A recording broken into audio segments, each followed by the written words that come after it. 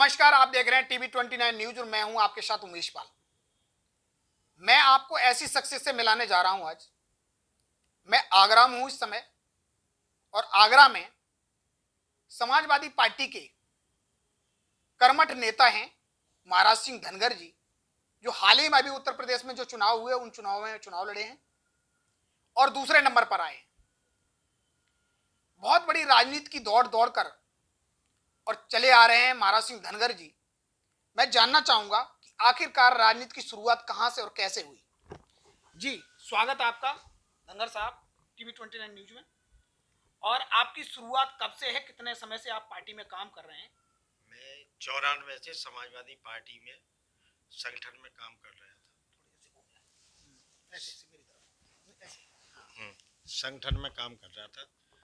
संगठन में मैं यूथ विकेट का जिलाध्यक्ष भी रहा, युवजन सभा में महासचिव रहा, प्रदेश कमेटी में सदस्य भी रहा, उसके बाद प्रदेश सचिव भी समाजवादी पार्टी का प्रेसिडेंट। आप कहीं न कहीं धनगर होने के नाते समाज का भी बहुत बड़ा नेतृत्व करते हैं और आगरा में मुझे लगता है कि बघेल, पाल यानी गडरिया बहुत बड़ी तादाद में रहता है। कैसा समन्वय है पार्टी के साथ समाज के लोगों का? समाज के लोगों का ज़्यादातर समाजवादी पार्टी की तरफ रुझान है, क्योंकि समाजवादी पार्टी ने जो जियो किया है धनगर समाज का और जो भी सर्टिफिकेट मिले हैं वो समाजवादी पार्टी की सरकार में ही मिले हैं। इस वजह से समाजवादी पार्टी से समाज का बहुत लगाव है। बशर्ते ये है कि समाज का कहीं ना कहीं कोई प्रतिद्वंदी खड़ा हो जाता है दूसरी पार्टी से, जब वहाँ पे वोट चला जाता है, बाकी पहली सोच है उस समाजवादी पार्टी की। अगर हम बात करें कि अगर समाजवादी पार्टी ने धनगर को बढ़ोतरी दी है और धनगरों के सर्टिफिकेट बनवाए, तो समाजवादी पार्टी ने अपनी सरकार रहते हुए धनगर को बढ़ोतरी क्यों नहीं कराई, उनके सर्टिफिकेट क्यों नहीं बने? नहीं, समाजवादी पार्टी ने ही तो करी है। जो सर्टिफिकेट बनी है वो समाजवादी पार्टी की ही सरकार में बनी है। जियो भी समाजवादी पार्टी की सरकार ने ही किया है।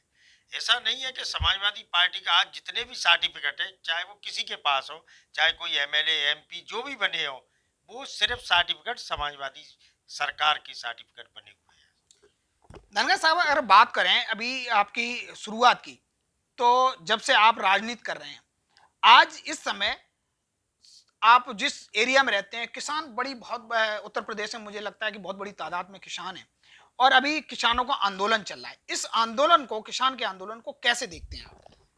मैं स्वागत करता हूं किसानों का, और सरकार से मैं कहना भी चाहता हूं कि किसान की जो मांग है, जो किसान मांग रहे हैं अपनी मांगे, वो तुरंत पूरी करनी चाहिए, क्योंकि किसान हमारे देश का अन्नदाता है। आज किसान अगर नहीं होगा तो शायद हम लोग कहीं कोई खाना भी नहीं खा पाएंगे। जो सिर्फ किसान की देने के सब्जी हमें किसान दे रहा है, दूध हमें किसान दे रहा है, अनाज हमें किसान दे रहा है, चावल हमें किसान दे रहा है, तो मैं नहीं समझता हूँ कि किसानों की मांग तो तुरंत माननी चाहिए सरकार को।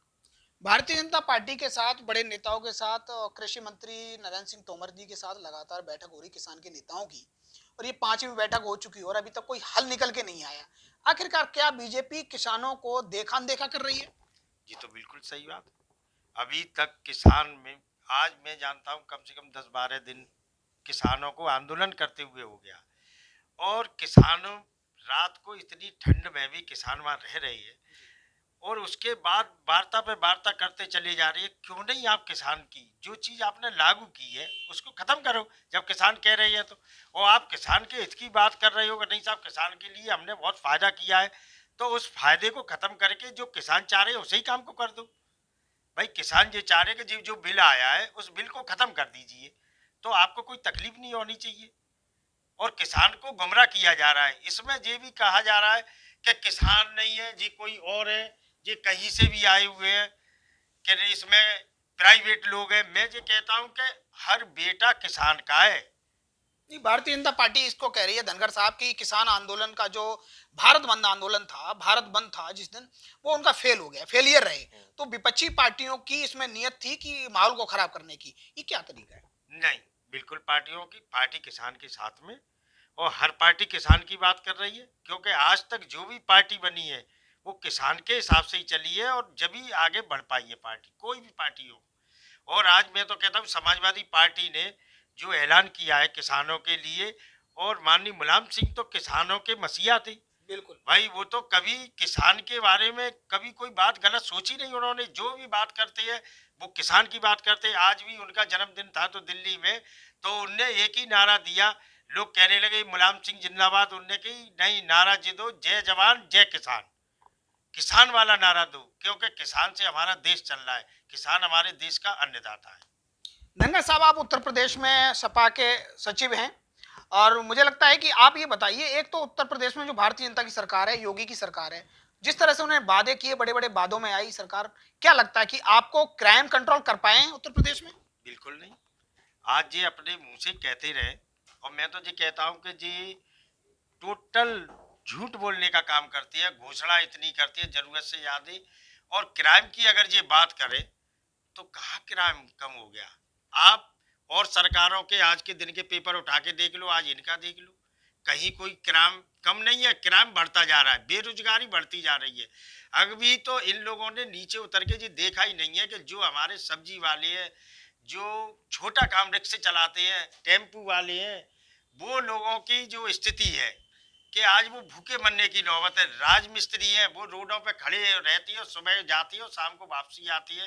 इन्हें पता ही नहीं है कि देश कितना नीचे पहुंच चुका है। ये लोग आज भी इसको लेते हैं कि नहीं, हमारे देश में हम बहुत बढ़िया काम कर रहे हैं। मैं कह रहा हूँ कुछ नहीं कर रही हो, आप देश को बर्बाद कर चुके। आज लोग काम काम धंधे की वजह से घर बैठा है, फांसी लगा रहा है आदमी। कहीं ना कहीं लूट मार अब तेज और हो रही है। लूट मार इस वजह से तेज हो रही है कि लोगों पे काम धंधे नहीं है। भाई कहीं ना कहीं उसे खाना खाना है तो वो कुछ ना कुछ तो करेगा, उसके बच्चे भूखे मर रहे हैं। तो सरकार नीचे तत्व को नहीं देख रही है, सरकार ऊपर वालों को देख रही है, जो पैसे वाले हैं उनकी तरफ सरकार का ध्यान है, बाकी नीचे गरीब लोगों की तरफ ध्यान नहीं है। लॉकडाउन में आपने जी देखा था कि इन्होंने लॉकडाउन किया था, जो 22 तारीख को लॉकडाउन किया था। अगर उस लॉकडाउन को जबकि 500 निकल रहे थे जब मरीज, तो इन्हें 8 दिन और बढ़ा देने चाहिए लॉकडाउन में। मगर जो लोग बाहर फंसे हुए थे, जो हमारे गरीब तत्व के लोग, वो लोग इतने परेशान नहीं होते, जो कि रोडों पे मरे हैं लोग, भूखे कई कई दिन चले हैं। जी क्या सरकार ने देखा? जिस दिन लॉकडाउन किया उस दिन से बंद, उसके बाद उन्होंने देखा ही नहीं। और जब तुम खोलने जा रही हो, जब लाखों में पहुंच गई हो, जब 500 में पहुंचने के बाद अगर तुम 10 दिन और लेट इसे बंद करते, तो लोग इतने मरते नहीं जो लाइनों पे मर रहे हैं। तो ये चीज सरकार को सोचनी चाहिए। बात करें महाराज सिंह धनगर जी, जिस तरह से उत्तर प्रदेश सरकार ने जो नीतियां लागू की, जो नियम लागू किए और जो सुविधाएं गरीब जनता तक दी, क्या एक गांव किसान वहां तक पहुंचा? ये सारी सुविधाएं जैसे शौचालय, सुकन्या, ये सारी योजनाएं जो आई, केवल कागजों में है या आपने देखी गांव में जाके? आप तो रहे, आप जी, तो आपने देखा होगा। मैंने देखा है। जो शौचालय जो बन रहे हैं, आज भी पेपर में पढ़ के देख लो कि जहाँ आपने लेटरिन बनाई है उनमें कंडे भरे हुए हैं, कहीं भूसा भरा हुआ है। जब लेटरिन ऐसे हो रही है कि लेटरिन बना दिया आपने, कहीं उसमें पानी का कहीं अरेंजमेंट नहीं, कुछ नहीं है, तो लोग ये तो बेकार के काम हो गई है कि लोगों ने लेटरिन बना दी और प्रधान से कह दी कि साहब हमारे गांव में 10 बन गई, 50 बन गई। ये फिजूल का पैसा बर्बाद हो रहा है, क्योंकि गांव में इसका यूज ही नहीं हो रहा है। आप गांव में उतर के देखो, जितनी लेटरिन इन्होंने बनाई है और जिसमें लिख दिया इज्जत घर, उसमें जाके आप देखो कंडा और भुस भरे हुए हैं उसमें। बिल्कुल। अगर बात करें, जिस तरह से आपने क्राइम रेट को बताया कि उत्तर प्रदेश में आपकी नज़र में कोई क्राइम रेट कम नहीं हुआ है, और अगर हम बात करें कि आपके जैसे उत्तर प्रदेश में करप्शन की दिशा और दिशा दशा क्या है, करप्शन को लेके क्या कहना है? करप्शन तो जरूरत से ज्यादा हो गया है। कोई अधिकारी अब काम करने को राजी नहीं है बिना पैसे के, और पैसा भी इतना हो गया है, काम तो है नहीं। क्योंकि कहीं ना किसी की अधिकारी शिकायतें कराते हैं, शिकायत के बावजूद उस पर पैसा ले रहे हैं। और नेतागिरी का उन्हें कोई डर नहीं है, सरकार का कोई डर नहीं है कि हमारा कल क्या होगा। और जितने भी, मैं तो इन बीजेपी वालों से भी कहता हूं कि आप आगरा के अंदर 9 विधायक और 2 एमपी, इन दोनों एमपीओ से ये पूछी जाए और 9 विधायकों से कि जनता के कितने काम आपने करा दिए, एक काम ये बताएं सिवाय झूठ बोलने के। हमारा सिस्टम अलग है, अधिकारी कोई मानता नहीं है, कुछ नहीं है, और अधिकारी बिना पैसे से काम नहीं करता। एक दरोगा से जी काम छुड़वा नहीं सकती है किसी आदमी को। अगर बात करें, ये ताजनगरी की आगरा में है आप, और ताजनगरी है, इसमें बीजेपी ने कुछ बदलाव कर पाया है? हाँ हाँ, अभी आपने देखा होगा कि अभी वहाँ ताजमहल वाली साइड में अब वो मेट्रो का एक आध पिलर खुदना चालू हो गया। बाकी होर्डिंगों पे तो जी मेरे ख्याल में 2 साल पहले से होर्डिंगों पे मेट्रो चल गई थी और दिल्ली पहुंच गई थी। अब जी काम चालू है, देखो कितने दिन में क्या करेंगे जी। एजुकेशन की अगर बात करें तो कोविड से लेके फर्क तो काफी पड़ा है, लेकिन क्या इसमें कुछ कर पाई है बीजेपी? एजुकेशन तो खत्म हो गया, बच्चों का पूरी साल खराब हो गई।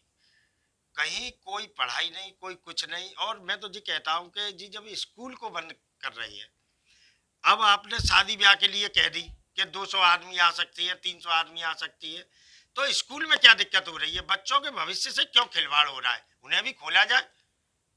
अब आपने परमिशन की शादियों में कही कि 200 आदमियों की परमिशन होगी, उसके बाद में आप शादी कर लो, और उसके बाद वो परमिशन भी खत्म हो गई। तो कहीं ना कहीं बच्चों के भविष्य से खिलवाड़ कर रही है जी लोग।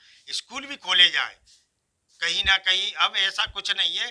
बाकी जब ये खुद अपनी रैलियां करते, मैं तो अभी टुंडा से चुनाव लड़के आया हूँ, जब इनकी रैली है तो कोई कोरोना नहीं है, और कोई जब सोशल डिस्टेंस नहीं है। कोई कुछ नहीं है, और उसके बाद अगर चुनाव खत्म हो जाता है तो फिर कोरोना आ जाता है। तो कहीं ना कहीं ये लोगों को गुमराह कर रही है। मैं तो ये कह रहा हूँ एक कि अंतिम सवाल आपसे धनगर साहब, मुझे ये बता दें, 69,000 की उत्तर प्रदेश में जो भर्ती थी शिक्षकों की, उस भर्ती को आप किस तरह देखें? क्या करप्शन चला उसमें? वो भर्ती हुई कहाँ है अभी?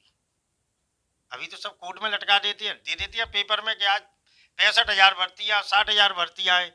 उसके बाद ये देखो ज्वाइन कितनों ने की। इस चीज में हम लोग जाए, पेपर में तो आ रही हैं। तो आपकी पार्टी तो युवाओं के लिए निरंतर कार्य करती रही है, अखिलेश जी ने काफी स्टेटमेंट भी उस पर दिए हैं, तो उसको कैसे देखते हैं? नहीं, अखिलेश जी तो समाजवादी पार्टी तो शुरू से लड़ाई लड़ी है। उन्होंने नौजवानों की लड़ाई लड़ी, किसानों की लड़ाई लड़ी है। और मैं तो ये कहता हूँ कि 22 में अखिलेश जी की सरकार बनी तो बहुत कुछ चेंज हो जाएगा माहौल। क्योंकि जो अखिलेश जी की सरकार में जो विकास हुए थे, वो अब बिल्कुल विकास नहीं हो रही है। खामा खां लोग झूठे अनुशासन दे देती है कि कभी मैंने इतने रोड बनवा दिए, इतने जो बनवाए, कहीं कुछ नहीं हो रहा है बस। अंत में हमारे दर्शकों के लिए एक सवाल आप बताएं कि मतलब संदेश बताएं देश को कि देश किस तरफ जा रहा है, आखिरकार हमें क्या करना चाहिए, बताएं हमारे दर्शकों को कि आखिर हमें समाजवादी की गाइडलाइन। समाजवादी पार्टी की गाइडलाइन ये है कि देश अब इन लोगों से हाथ से निकलना चाहिए और समाजवादी पार्टी के हाथों में आना चाहिए, जिससे कि नौजवान और शिक्षा और रोजगार, ये लोगों को वापसी आना चाहिए, जिससे कि जो हमारा देश अब से 20 साल पीछे हो गया है, तो कहीं ना कहीं वो आगे आने का काम करे। बाकी इस सरकार से तौबा करनी चाहिए, इस सरकार को तो हटा देना चाहिए तुरंत। ये थे हमारे साथ भारत सिंह धनगर जी, जो ताजनगरी आगरा से हैं, और आपने एक किसान के दर्द को बयान किया, यहाँ के करप्शन को बताया। उत्तर प्रदेश में बीजेपी की जो धांधलगिरी चल रही है, उत्तर प्रदेश में जिस तरह से लोग काम कर रहे हैं, सिस्टम है, वो अच्छी तरीके से देखते हैं, और इन्होंने जो देखा है वो बयान किया है। आगे मिलते रहेंगे ऐसे किसी नए मोड़ पर। मैं उमेश पाल, TV 29 न्यूज।